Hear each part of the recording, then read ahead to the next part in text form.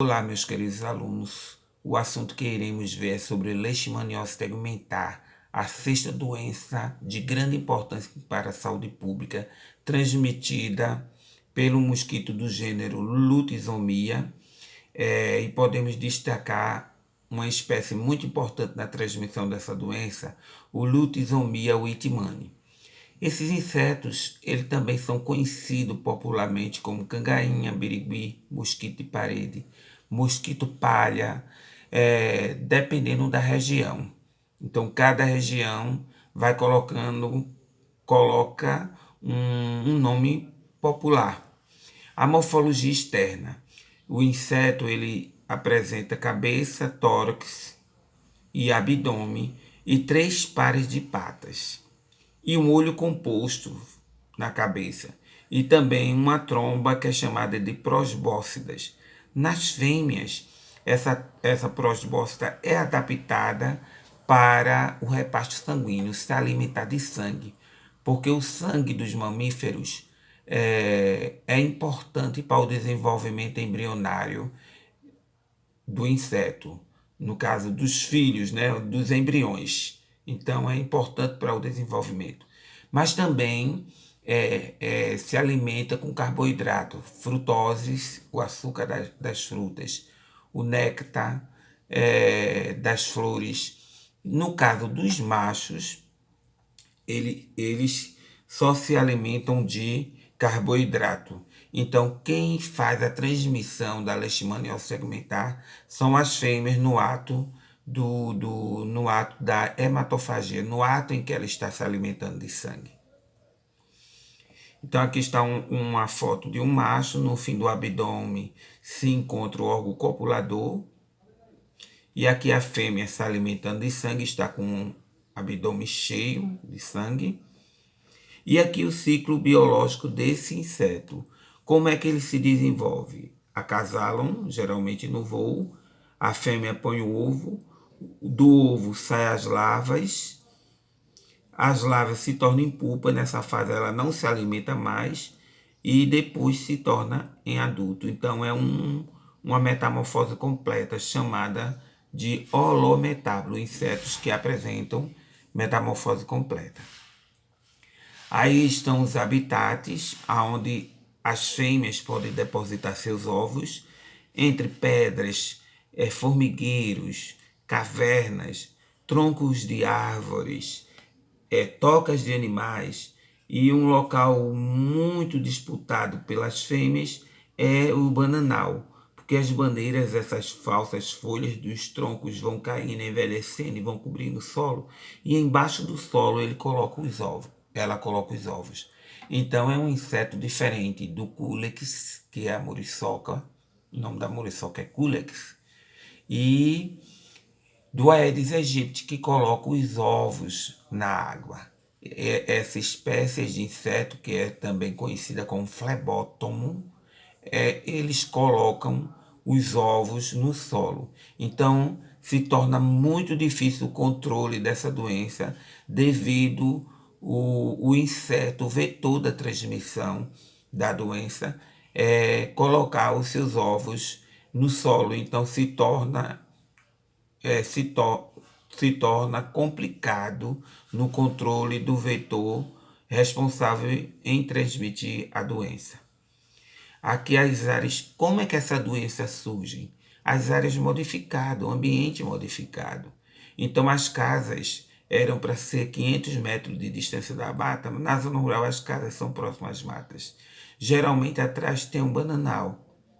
Então, condições que contribuem para o desenvolvimento do vetor, do inseto.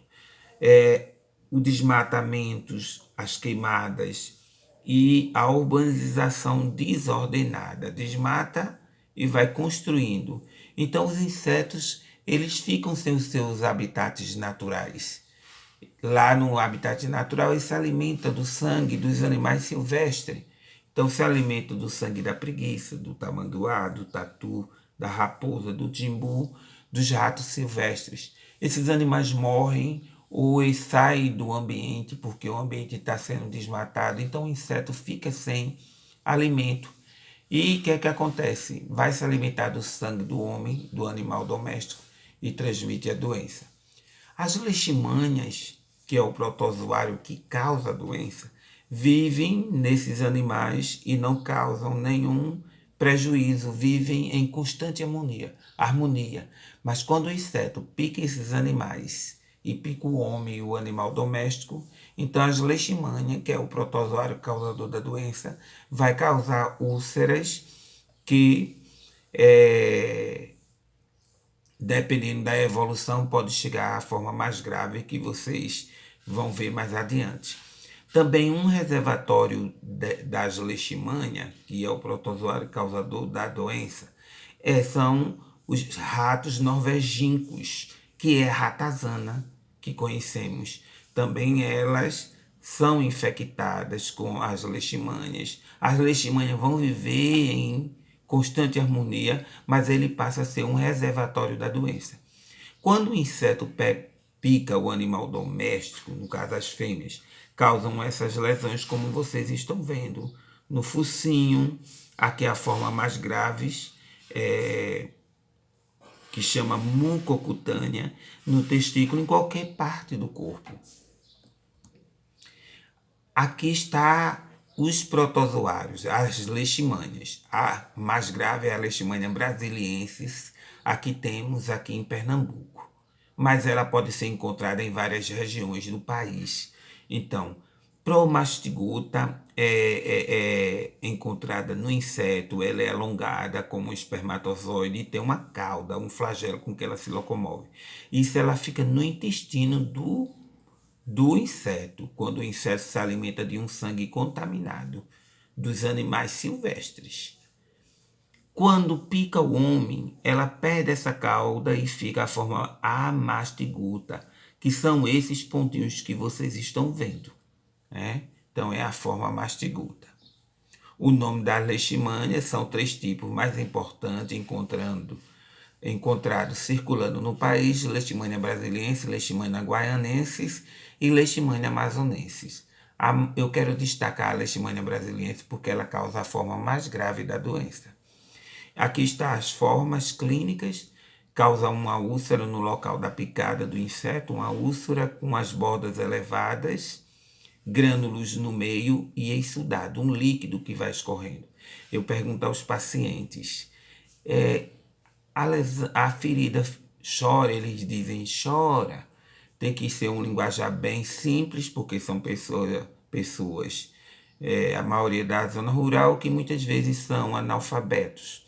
E é a forma localizada. Tem a forma disseminada, eu já encontrei paciente com 152 lesões por todo o corpo, e a forma mais grave, que é mucosa, destrói cartilagem e mucosa nasal, como também cartilagem da orelha, podendo levar à morte o indivíduo.